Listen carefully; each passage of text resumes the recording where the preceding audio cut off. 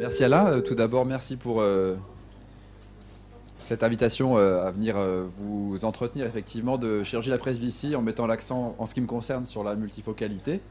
Donc je suis ravi d'être ici, c'est la première fois et merci de me donner la parole sur un sujet que j'aime bien parce que c'est à la fois pratique et théorique. Donc l'idée c'est qu'aujourd'hui on va, après en avoir discuté avec Alain, parler un peu de théorie de la sphéricité et voir un peu les tenants et aboutissants de cette technique de modulation de la sphéricité cornéenne pour corriger la presbytie, et avec des conclusions qui seront, j'espère, pratiques pour vous. Bon, je travaille à la Fondation Rothschild, et comme partout ailleurs, on n'est pas envahi, mais on voit de plus en plus de presbytes. Hein. Alors comme c'est le début pour l'échauffement, on va parler un petit peu de presbytie et rappeler que c'est juste le défaut visuel le plus fréquent, puisqu'il affecte pratiquement la moitié de la population, en tout cas un bon tiers de la population mondiale. Et je ne vous ferai pas l'injure de vous rappeler les mécanismes de la presbytie qui sont liés à la perte de l'accommodation elle-même étant induite par une rigidification progressive du cristallin, conduisant les jeunes presbytes à reculer le plan de l'ouvrage avant de chausser des lunettes ou de trouver une petite solution avec leurs lentilles, la monovision, etc. etc. Donc c'est un problème majeur. Je vais parler contre le micro, merci. Alors c'est un problème majeur la presbytie, hein, encore une fois, et la vision de près revêt une importance croissante dans la vie de tous les jours avec les portables, téléphones intelligents qu'on utilise de plus en plus au quotidien et les tablettes. Donc quand on parle de chirurgie de la presbytie, aujourd'hui pour moi c'est presque un terme un peu galvaudé, on devrait parler de la chirurgie du patient presbyte parce que beaucoup de patients viennent non pas pour une chirurgie de la presbytie, mais pour une chirurgie visuelle, et ils ont l'âge où ils vont rentrer dans l'âge de la presbytie. Les presbytes d'hier, ils sont souvent pas les mêmes que ceux d'aujourd'hui. Hein. Vous voyez ici une image d'un acteur américain très célèbre qui préfère apparaître sans lunettes, du moins devant les caméras officielles, et fait un petit peu la risée des paparazzis quand il chausse ses lunettes de presbyte. Donc aujourd'hui, il faut vraiment avoir ça en tête. Les gens ne veulent plus s'enquiquiner avec une paire de lunettes. Les hommes ont une approche qui est peut-être moins spécifique que les femmes parce qu'ils privilégient toujours un petit peu la vision de loin et n'ont pas souvent le même problème avec les lunettes. Mais ici, si vous tapez dans Google, par exemple, vous tapez actrice, et vous verrez qu'aucune n'apparaît spontanément en lunettes, ce qui n'est pas le cas des hommes. Certaines femmes célèbres préfèrent les lunettes, mais dans ce cas-là, elles en font presque une sorte d'emblème. Et encore une fois, donc chez les femmes, la demande de correction et d'indépendance à la correction lunettes est vraiment importante. Dernière chose avant de rentrer dans le vif du sujet, aujourd'hui, la planche Pareto pour moi est un peu dépassée parce que les patients lisent de moins en moins, en tout cas du papier. Ils lisent encore un peu dans le métro, 20 minutes ou direct matin, ce qui correspond à peu près à du Pareto 5 pour les caractères les plus petits. Vous voyez, les romans souvent sont écrits en Pareto 5, 6. Mais les gens lisent aussi de plus en plus les supports électroniques. Et là, on voit qu'on est un peu plus petit dans le Pareto 4, Pareto 5. Mais certains presbytes utilisent les fonctions de grossissage, de grossissement de l'affichage pour se ramener encore dans du Pareto 6. Donc c'est important d'avoir ce nouveau Pareto en tête, et souvent je demande au patient ce qu'il veut faire et je regarde son téléphone portable pour voir à peu près quelle est sa police de caractère et ses habitudes de lecture. Donc je vais vous parler de chirurgie de la presbytie en mettant l'accent sur la cornée et la multifocalité, et les orateurs suivants vous parleront des techniques combinées. Donc on va essentiellement parler de l'ASIK. Et quand on a dit ça, il faut bien sûr ne pas se cacher. Hein. C'est la multifocalité, la sphéricité et l'aberration sphérique négative qui sont les acteurs principaux de ce domaine. Et en pratique, sur certaines plateformes laser, on a des systèmes qu'on peut appeler le Custom Q, le F4, moi que j'appelle maintenant l'addition négative, je vous expliquerai pourquoi. Donc la multifocalité, c'est important de bien réaliser ce qu'elle est. Il y a des idées reçues qu'il faut peut-être un petit peu démonter. C'est pas choisir entre plusieurs images. Ça, c'est la monovision. C'est quand un œil voit net et l'autre voit flou. Le cerveau est confronté à deux images. En multifocalité, c'est plutôt faire en sorte que pour chaque distance, il y ait une image qui soit exploitable par la rétine et par le cerveau. Mais il n'y aura pas de choix d'image.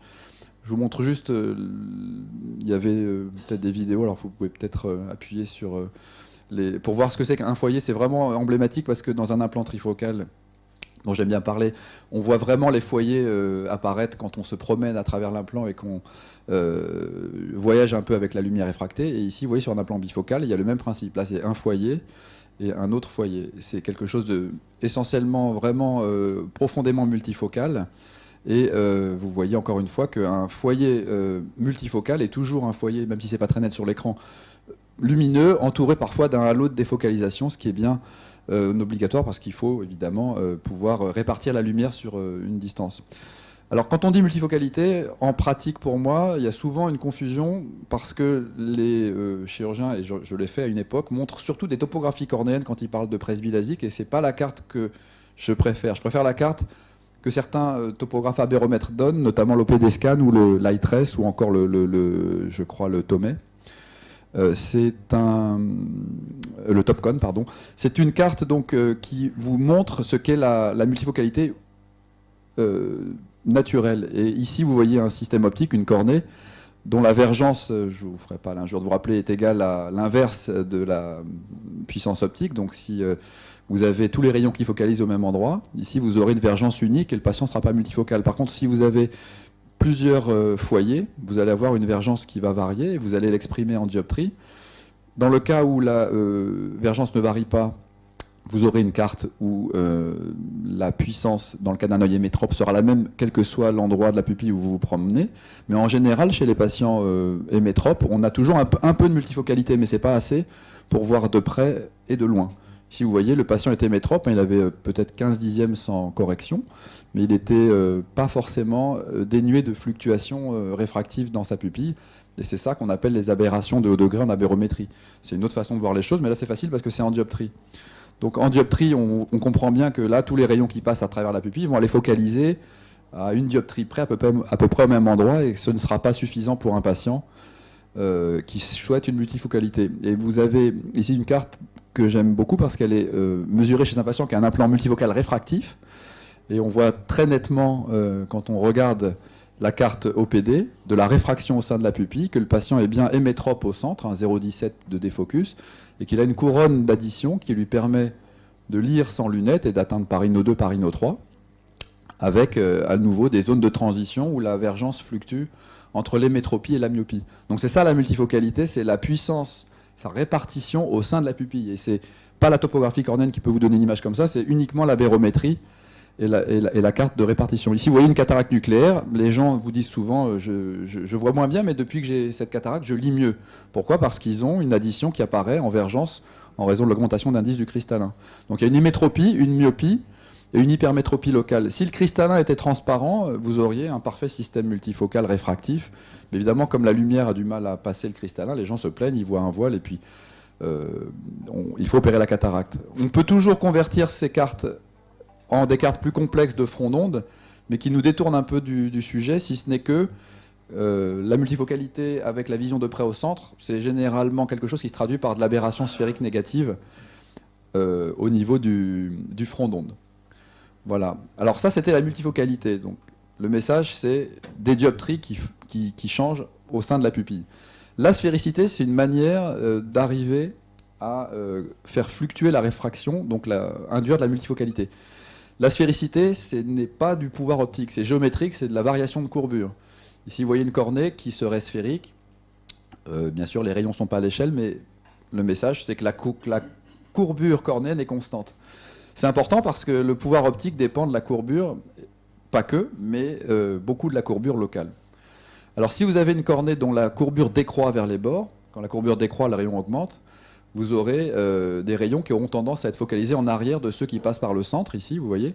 Et à l'inverse, si la courbure, au lieu d'être constante, diminue, pardon, j'étais un peu vite. Si la courbure, au lieu d'être constante, diminue, vous allez avoir un système où les bords seront plus myopes que le centre. Donc c'est ça la sphéricité, c'est une manière indirecte de faire fluctuer la réfraction. Encore une fois, si vous passez de ce système à celui-là, vous allez avoir une défocalisation relative des rayons périphériques. Et inversement, quand la courbure augmente. Voilà, je suis revenu maintenant en arrière. Et on parle d'asphérisité oblate quand, globalement, la courbure des bords est plus cambrée Et inversement, quand la courbure des bords s'aplatit, on parle d'asphérisité oblate. Et en général, mais il n'y a pas un lien direct, l'aberration sphérique est positive avec les systèmes oblates et négative avec les systèmes prolates. Et les systèmes prolates sont intéressants en chirurgie de la presbytie parce que la myopie est au centre. Ça va assez bien avec ce que les gens tolèrent en général, notamment les hypermétropes opérés. Et ça va bien avec la dynamique pupillaire, parce que quand les gens lisent ou font un effort ou mettent de la lumière pour éclairer leur ouvrage, la pupille se constricte. Donc c'est intéressant d'avoir au moins une zone myope au centre.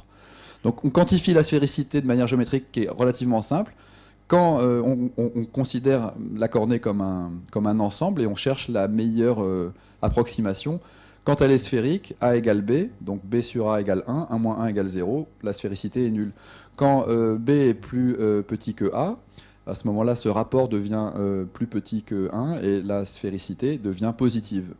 A l'inverse, quand B augmente, le rapport devient plus grand que 1, donc le chiffre de Q devient négatif, et on a une géométrie, cette fois-ci, prolate. Voilà. Alors, la cornée en moyenne, elle a une géométrie asphérique de moins 0,2.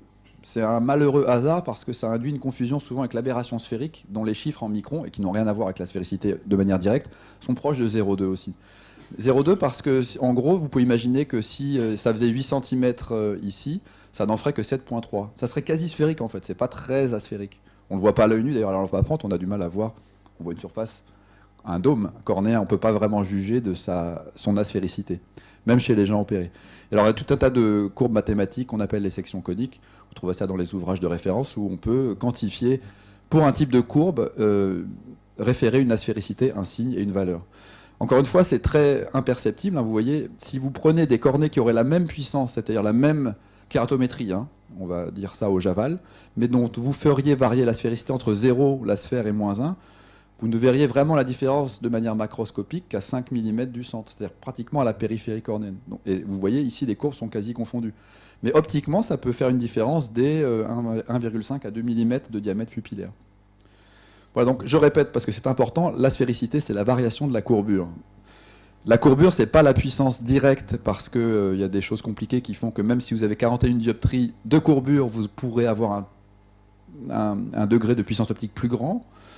Mais si la cornée tend à s'aplatir vers les bords, il est très possible, comme ici en topographie, vous voyez les couleurs bleues correspondent à une cornée qui est plus plate qu'au centre, que vous ayez une aberration faiblement positive ou négative.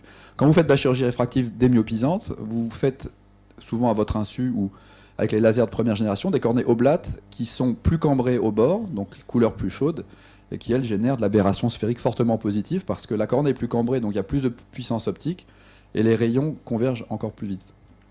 Voilà. Donc l'aberration sphérique négative, qui est le troisième acteur de la multifocalité, j'en ai parlé un petit peu, c'est cette façon de réfracter la lumière. Donc c'est contrôlé indirectement par la sphéricité, mais il n'y a pas de lien direct. On ne peut pas dire que quand Q égale moins 0,2, la sphéricité vaut tant. Ça dépend d'autres paramètres, notamment la courbure au sommet de la surface considérée. Mais globalement, il y a une zone de cornée prolate ici où on rentre dans la sphéricité négative. Et la plupart des patients ont un Q à moins 0,2, comme je vous l'ai dit, et une aberration sphérique légèrement positive, c'est-à-dire que les gens sont légèrement un peu plus myopes au bord de leur pupille qu'au centre. Alors en chirurgie de l'hypermétropie, c'est intéressant parce que vous voyez, en général, et c'est pour ça que ça marche relativement bien chez le presbyte, on induit un profil qui théoriquement serait celui en orange et en rouge, mais pour des raisons diverses, biologiques et aussi un peu liées à la biomécanique et à l'effet de l'influence du laser en périphérie, est souvent plus asphérique que ce qu'on souhaiterait. Et on peut avoir, par exemple, dans mon expérience initiale avec le laser Technolas de Bosch-et-Lomb, des profils très asphériques alors qu'ils n'étaient pas censés l'être pour des raisons propres à la façon de délivrer les spots et au profil d'ablation du laser. Mais l'intérêt, vous voyez, que d'une cornée asphérique, c'est que, contrairement à une cornée globalement sphérique que vous auriez opérée d'hypermétropie et qui aurait la même courbure partout et qui focaliserait en un point, vous allez avoir au centre une puissance élevée, un foyer ici, et puis un continuum avec une zone où il y a un foyer lumineux relativement... en tout cas de qualité, qui permettra peut-être aux patients de pouvoir l'utiliser sans être trop victime de halo ou de perte de contraste. Donc la sphéricité, c'est la cornée. La profondeur de champ, c'est un peu la multifocalité. Et l'aberration sphérique négative, c'est une manière de quantifier le degré de multifocalité que vous avez mis de manière centrée pour augmenter la profondeur de champ. En tant que chirurgien réfractif, cornéen, vous n'avez pas tellement d'autres choix que de jouer sur la sphéricité pour moduler l'aberration sphérique négative de vos patients. Alors c'est le principe fondamental des traitements d'aspéricité que sont le traitement Custom Q F4 du laser Wavelight, mais le laser Zeiss, je crois laser Blended Vision, même s'ils appellent ça différemment, c'est exactement la même chose. C'est comment augmenter la profondeur de champ en jouant sur l'aberration sphérique négative. Alors, donc pour ceux qui ont le Wavelight 400, la fiche de traitement, vous voyez, montre que par exemple le chirurgien, qui n'était pas moi ici, a mis comme aspéricité de départ 0 et a visé une aspéricité très prolate de moins 0,8. Je vous rappelle, la norme c'est moins 0,2. C'est l'aspéricité. Hein. Avec le laser EX500 qui est le successeur du 400, vous avez un menu qui s'appelle Custom Q ici et vous allez cliquer sur ce menu et vous verrez qu'au moment de régler le profil d'ablation, vous rentrez votre correction sphérique, l'astigmatisme, et on part de la sphéricité du patient qui était assez prolate ici déjà, moins 0,49, et on va choisir une aspéricité visée. Mais le problème de ces traitements, c'est que on n'est pas directement, malheureusement, capable de dire je voudrais que la myopie au centre de la pupille soit de moins 2 et au bord avoir de l'hémétropie. Ce serait ça l'idéal. On vous laisse juste vous débrouiller avec le Q et la correction du patient. Alors ce qui s'est passé au départ, c'est que quand les chirurgiens ont commencé à jouer avec le Q, parce qu'il y avait des articles qui montraient que, et l'expérience avec les lasers de première génération pour l'hypermétropie montrait que quand la cornée était très prolate, quand le Q devenait très négatif, il y avait une multifocalité, et les patients arrivaient à voir relativement bien de loin et relativement bien de près. Le seul souci, c'est que quand vous visez une correction, par exemple, plus 3, mais que vous entrez un Q, ou une différence de Q, un delta Q, c'est-à-dire une différence entre le Q de départ et le Q d'arrivée de moins 0,6, par exemple, passer de moins 0,2 à moins 0,8, pour des raisons géométriques, vous creuserez moins. La cornée visée étant plus plate au bord, elle est un peu plus en hauteur, et vous allez retirer moins de tissu. Alors, sur un dôme cornée en plastique, ça ne poserait pas de problème optiquement, mais en réalité, sur une cornée biologique, le fait de moins creuser induit une sorte de sous-correction. Je vous ai montré 2 traitements ici, un plus 3 dioptries pour lequel on n'a pas changé la sphéricité. C'est ce qu'on pourrait utiliser pour corriger un hypermétrope jeune pour lequel on n'a pas vocation à augmenter la multifocalité. Au contraire même, on veut la garder relativement minime pour ne pas induire trop de halo, etc. Et puis l'accommodation du patient jeune fera le reste. Là, c'est le même traitement en 3 dioptries, mais en visant une différence de facteur Q de moins 0,6. Toujours sur une zone de 6. La profondeur d'ablation ici, c'est 41 microns à l'endroit le plus profond. Et ici, ça n'est que de 24 microns, soit presque la moitié. Donc c'est un changement énorme, pour des raisons, encore une fois, géométriques. Et ça a été source de problèmes, notamment de sous-correction. Je vous montre ici 2 traitements. Voilà, les traitements que j'ai tirés sur du plastique, vous allez voir, c'était un peu comme les piles. Il y en a un qui s'arrête bien avant l'autre. Lui continue parce qu'il y a beaucoup plus de cornées à enlever, juste par ce changement d'aspéricité. Alors la vraie question que je me suis posée à l'époque, c'est quelle est la véritable valeur de delta Q à viser pour atteindre un delta Z40 de moins 0,4. Et je vous expliquerai pourquoi cette valeur est importante. Donc la question c'était, admettez pour l'instant qu'il faut diminuer l'aberration sphérique de 0,4 microns, et je vous montrerai pourquoi après, sur une zone de 6 mm, sans induire de sous-correction à cause de cette tendance qu'ont les lasers à moins creuser sur les bords quand ils font des traitements asphériques. C'était ça la question. Voilà. Alors, quand on regarde les gens opérés de presbylastique avec le Custom Q qui sont contents, parce que c'est ce type de patient qu'il faut vraiment regarder sous tous les angles pour comprendre ce qui fait que ce patient, lui, est satisfait, là où d'autres, des fois, se plaignent et vous disent « de près, j'y arrive pas ». La cornée a une aspéricité très prolate chez ce patient. C'est un exemple parmi d'autres, mais moins 1. L'aberration sphérique est à moins 0,2 sur une zone de 6. Mais ce que je regarderais presque en premier, c'est cette carte ici, c'est la fameuse carte de Vergence dans la pupille où on voit une zone centrale, un peu en nasal, un peu en temporale, pardon, de moins 1,50 dioptrie, ramenée dans le plan de la pupille, avec la dynamique pupillaire du patient mesurée par la machine, qui vous montre que probablement quand la pupille se constricte, le patient devient un peu myope, mais vous voyez, il y a quand même des zones très proches de l'hémétropie, même dans la petite pupille. Donc c'est un système multifocal qui doit être efficace. Et quand la pupille se dilate en conditions mésopiques, ou dans les conditions de mesure dans la salle un peu sombre, vous voyez, on est très dans l'hémétropie. Là. Et toutes les techniques de presbytie qui fonctionnent, souvent, ont cette caractéristique. L'intracorps, le supracorps, c'est d'avoir une grande plage d'hémétropie avec un îlot myopique au centre. C'est rien, on le sait tous, c'est comme ça. Mais là, on le voit très très bien et on sait que c'est ça qu'il faut induire. Donc, pourquoi maintenant l'aberration sphérique? C'est que à l'époque, donc cette carte, je me disais c'est la carte à atteindre, mais on ne peut pas vraiment programmer les lasers en disant aujourd'hui je voudrais moins une 50 sur 3 mm et puis de l'hémétropie au bord. On pourrait peut-être en théorie le faire, mais ce n'est pas ce qu'on nous propose aujourd'hui. On nous propose juste de jouer sur le facteur Q. Mais avant d'aller sur le facteur Q, on a regardé en détail les gens qui étaient contents de leur traitement par le laser Technolas. C'était des hypermétropes pour qui on ne faisait même pas de monovision, on traitait plus 3. Et les gens revenaient en disant c'est bien parce que non seulement vous m'aviez dit que je verrais de loin, mais je vois bien de près maintenant. Et on n'avait pas fait exprès, on était comme les monsieur Jourdain de la presbytie avec ce laser. Alors, on a regardé leurs aberrations, notamment l'aberration sphérique, et on s'est rendu compte que ces patients qui étaient les patients heureux, ceux qui nous intéressent, ils avaient une aberration sphérique quasi nulle ou très faiblement positive en préopératoire, et tous shiftaient vers une aberration sphérique négative, en moyenne de moins 0,24, plus ou moins 0,17 microns, mais sur une pupille de 5,5, parce que c'était le diamètre analysé. Donc on pourrait extrapoler ce chiffre à environ moins 0,3, moins 0,4 sur 6 mm.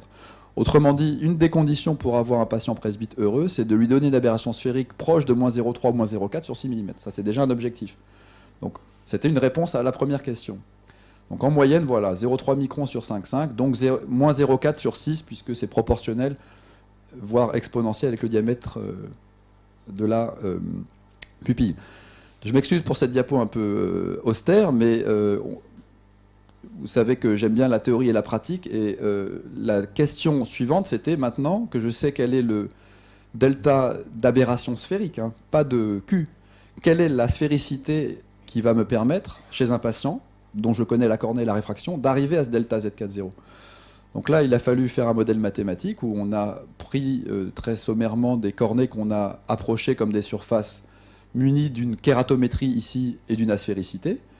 Et l'idée, c'était que quand je corrige sur une zone optique, quelle est la variation de l'aberration sphérique pour tel ou tel traitement quand je fais varier mon asphéricité. Donc c'était de trouver une relation entre le facteur Q, l'asphéricité et la variation induite d'aberration sphérique.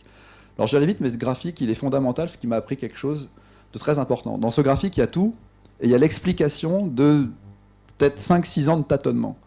Alors il est un peu compliqué, il est un peu touffu, mais je vais vous l'expliquer très simplement. Ici, c'est la correction en dioptrie, pardon.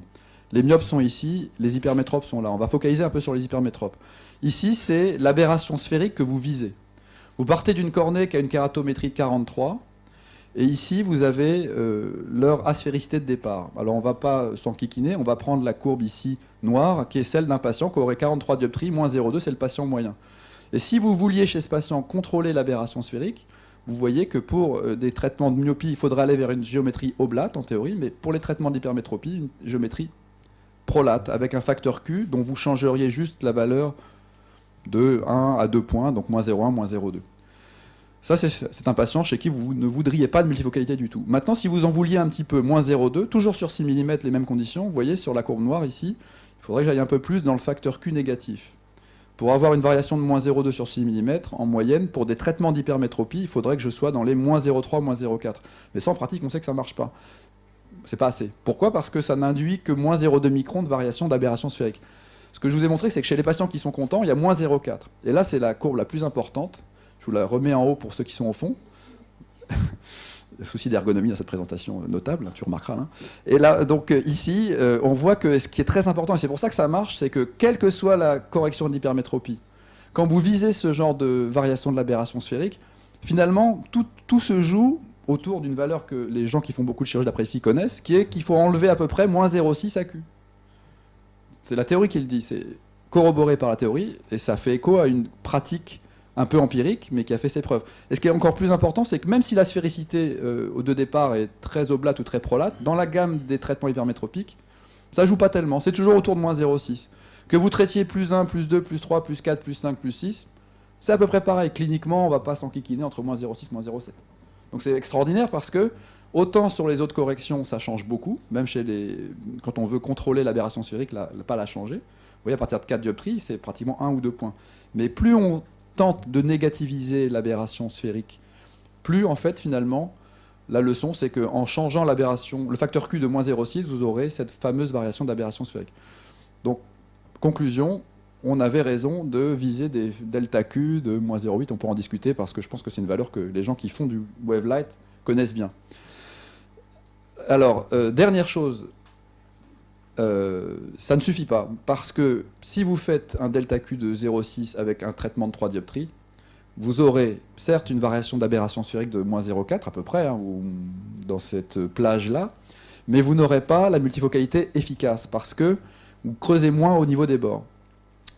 Nous, ce qu'on veut, je vous rappelle, c'est avoir cette myopisation centrale. Donc il faut que l'addition soit quand même au centre de la pupille, dans cette stratégie-là.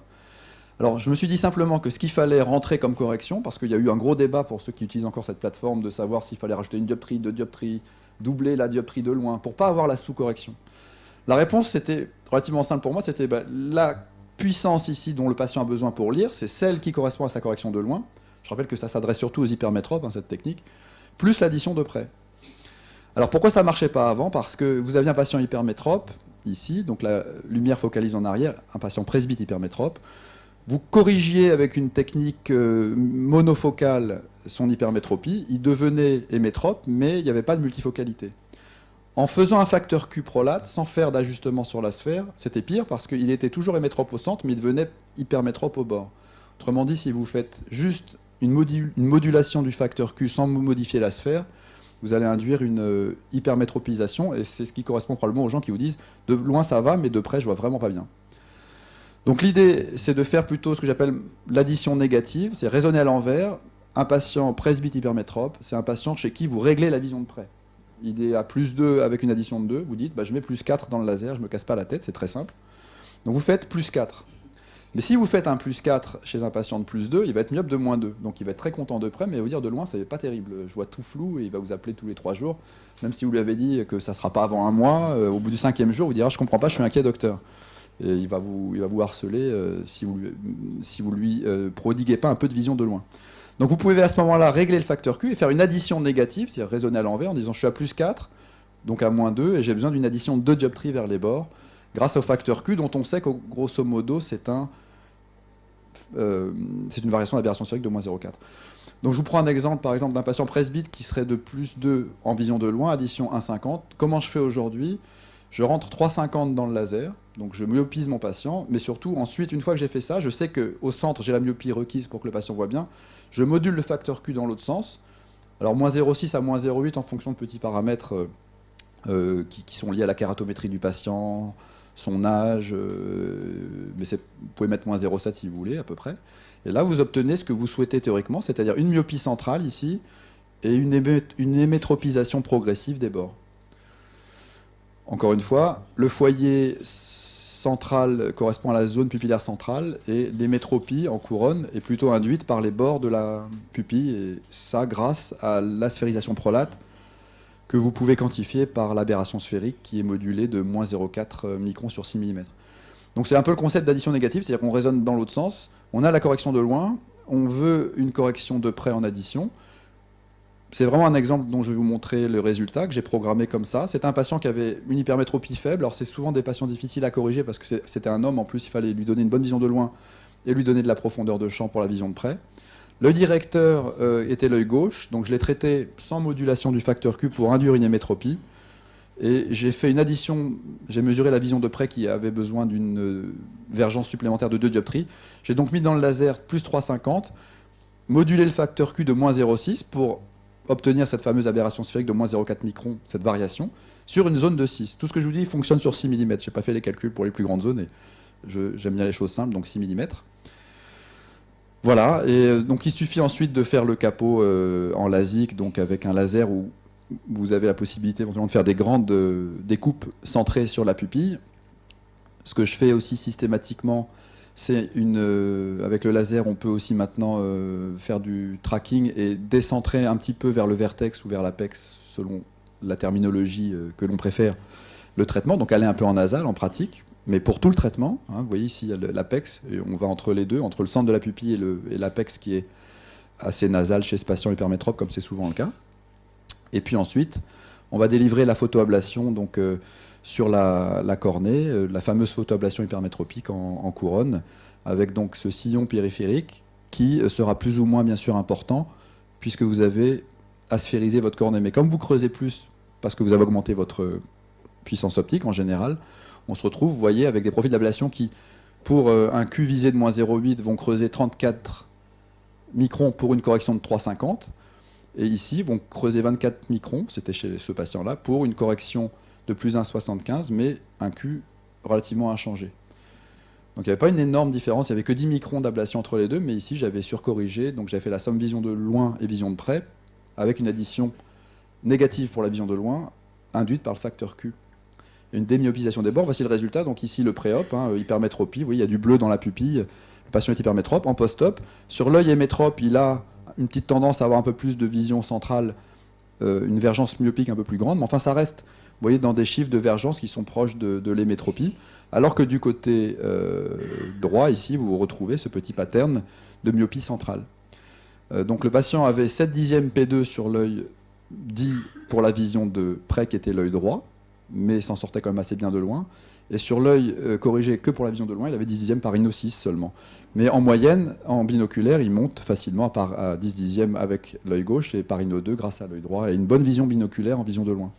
Un autre exemple, pour finir, vous voyez un autre cas, carte de vergence multifocalité, 7 dixièmes P2. La plupart du temps, les presbytes qui sont contents et qui ont une vraie vision de près, c'est dur de les mettre à 10 P2.